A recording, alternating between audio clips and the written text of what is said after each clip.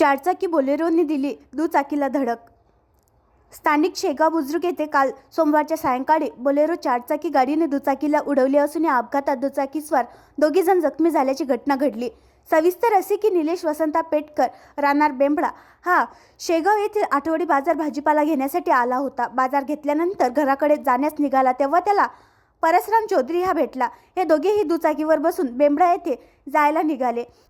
शेगाव समता चिमूरकडून भरधाव वेगाने येत असलेल्या बोलेरो चारचाकी गाडीने यांना धडक दिली. यात हे दोघेही जखमी झाले. याची माहिती लगेच शेगाव पोलीस स्टेशनचे ठाणेदार श्री योगेंद्र सिंग यादव यांना मिळताच घटनास्थळावर PSI श्री मनीष तालेवार व ट्रॅफिक पोलीस कर्मचारी प्रफुल्ल कांबळे तसेच त्यांचे सहकारी दाखल झाले व पंचनामा करून आरोपी ड्रायव्हरला ताब्यात घेऊन जखमींना उपचाराकरिता रुग्णालयात दाखल करण्यात आले. पुढील तपास ठाणेदार श्री योगेंद्र सिंग यादव यांच्या मार्गदर्शनाखाली PSI मनीष तालेवार, प्रफुल्ल कांबळे व इतर सहकारी करीत आहेत.